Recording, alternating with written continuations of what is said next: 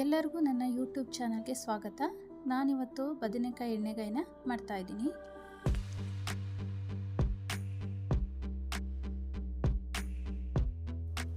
ಮಸಾಲೆ ರುಬ್ಕೊಳ್ಳೋಕ್ಕೋಸ್ಕರ ಈರುಳ್ಳಿ, ಬೆಳ್ಳುಳ್ಳಿ, ಹುರಿಗಡಲೆ, ಹುರಿದಿರೋ ಶೇಂಗಾ ಬೀಜ, ಸಾಂಬಾರು ಪುಡಿ, ಜೀರಿಗೆ, ಹುಣಸೆಹಣ್ಣು, ಹಸಿ ತೆಂಗಿನಕಾಯಿ, ಕೆಂಪು ಖಾರದ ಪುಡಿಯನ್ನು ಮತ್ತು ರುಚಿಗೆ ಬೇಕಾಗಿರೋಷ್ಟು ಉಪ್ಪನ್ನು ಸೇರಿಸ್ಕೊಂಡು ಗ್ರೈಂಡ್ ಮಾಡ್ಕೊಂಡಿದ್ದೀನಿ. ಹೀಗೆ ಮಾಡ್ಕೊಳ್ಳೋದ್ರಿಂದ ಬದನೆಕಾಯಿಗೆ ಚೆನ್ನಾಗಿ ಉಪ್ಪು ತಗೊಳುತ್ತೆ. ಈ ಸಾಮಗ್ರಿಗಳ ಕ್ವಾಂಟಿಟಿನ ನಾನು ಡಿಸ್ಕ್ರಿಪ್ಷನಲ್ಲಿ ಮೆನ್ಷನ್ ಮಾಡಿದ್ದೀನಿ. ಮೊದಲಿಗೆ ಒಂದು ಪಾತ್ರೆಗೆ ಉಪ್ಪು ನೀರನ್ನು ಸೇರಿಸಿ ಇಡ್ತಾ ಇದ್ದೀನಿ. ಬದನೆಕಾಯಿನ 4 ಭಾಗ ಆಗಿ ಕಟ್ ಮಾಡಿ ಒಂದು 5 ಮಿನಿಟ್ಸ್ ಅದರಲ್ಲಿ ಬಿಡಬೇಕಾಗುತ್ತೆ. ಬದನೆಕಾಯಲ್ಲಿ ಏನಾದರೂ ಕಹಿ ಅಂಶ ಇದ್ದರೆ ಸ್ವಲ್ಪ ಹೊರಟೋಗುತ್ತೆ.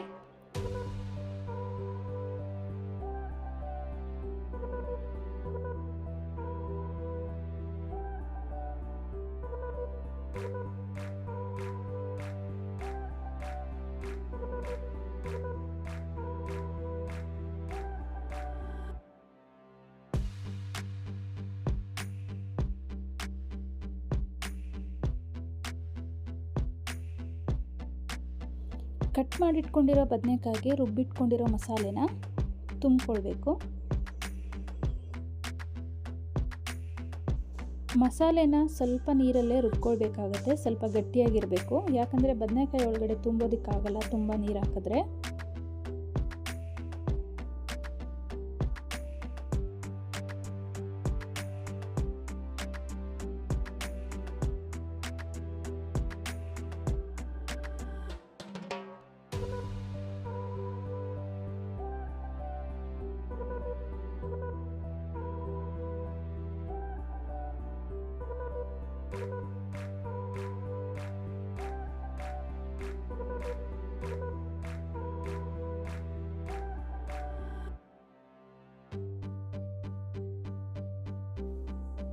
ನಾನು ಒಂದು ನಾನ್ ಸ್ಟಿಕ್ ಪಾನ್ಗೆ 150ರಿಂದ 200 ml ಎಣ್ಣೆನ ಹಾಕ್ಕೊಂಡು ಈರುಳ್ಳಿ, ಸಾಸಿವೆ, ಒಗ್ಗರಣೆ ಕೊಟ್ಟು ತುಂಬಿರೋಂಥ ಬದನೆಕಾಯಿನ ಎಣ್ಣೆಯಲ್ಲೇ ಫ್ರೈ ಮಾಡ್ಕೊಳ್ತಾ ಇದ್ದೀನಿ.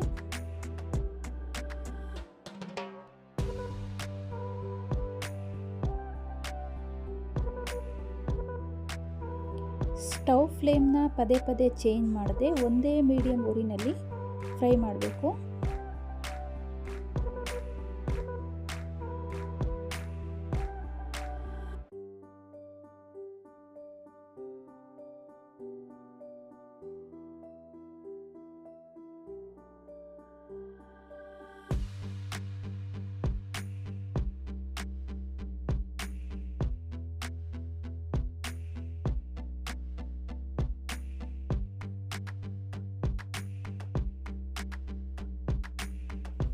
ಒಂದೆರಡು ನಿಮಿಷ ಬದನೆಕಾಯಿನ ಹೀಗೆ ಮೇಲೆ ಕೆಳಗೆ ತಿರುಗಿಸ್ತಾ ಫ್ರೈ ಮಾಡ್ಕೊಳ್ಬೇಕು.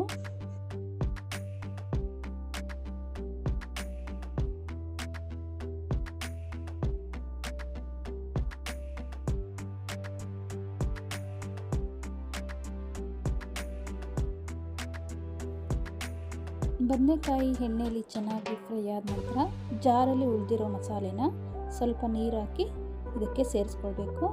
ಸೇರಿಸ್ಕೊಂಡು ಆವಾಗವಾಗ ಸ್ವಲ್ಪನೇ ತಿರುಗಿಸ್ತಾ ಒಂದು 5-10 ನಿಮಿಷ ಬೇಯಿಸ್ಕೋಬೇಕಾಗುತ್ತೆ.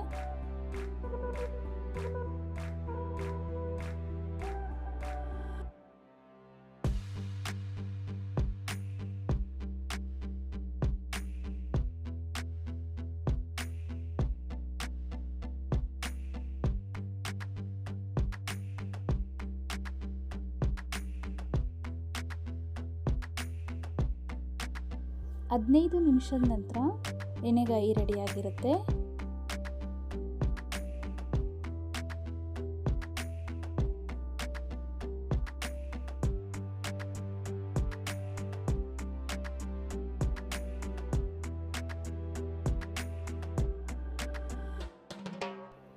ಎಣ್ಣೆಗಾಯಿ ಕಂಪ್ಲೀಟಾಗಿ ರೆಡಿಯಾಗಿದೆ ಅನ್ನೋವಾಗ ಈ ಥರ ಸೈಡಲ್ಲಿ ಎಣ್ಣೆನ ಬಿಟ್ಟಿರುತ್ತೆ.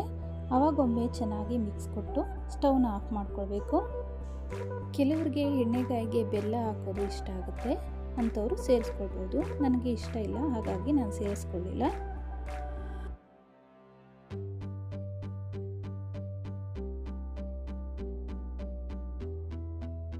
ಕೊನೆಯಲ್ಲಿ ಇನ್ನೊಂದು ಚಿಕ್ಕ ಪಾನ್ಗೆ ಗುರೆಳ್ಳು ಅಥವಾ ಕುರಿಸಾಣಿ ಅಂತ ಕರಿತೀವಲ್ಲ, ನಾವು ಅದನ್ನು ಲೈಟಾಗಿ ರೋಸ್ಟ್ ಮಾಡಿಕೊಂಡು ಅದನ್ನು ಪೌಡ್ರ್ ಮಾಡ್ಕೊಳ್ಬೇಕು. ಪೌಡ್ರ್ ಮಾಡಿಕೊಂಡು ರೆಡಿಯಾಗಿರೋ ಎಣ್ಣೆಗಾಯಿಗೆ ಸೇರಿಸಿದ್ರೆ ಎಣ್ಣೆಗಾಯಿ ರೆಡಿ.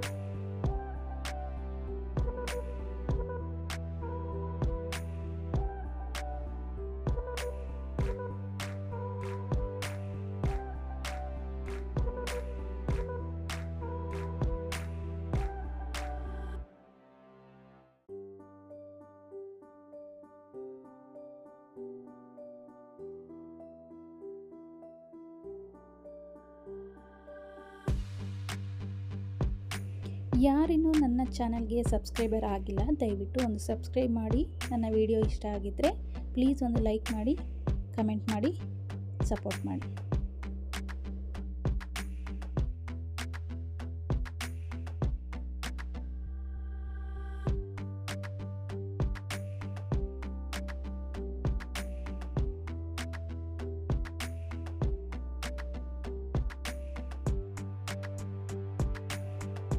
ಈ ವಿಡಿಯೋನ ಕೊನೆವರೆಗೂ ನೋಡಿದ್ದಕ್ಕಾಗಿ ಎಲ್ಲರಿಗೂ ಧನ್ಯವಾದಗಳು.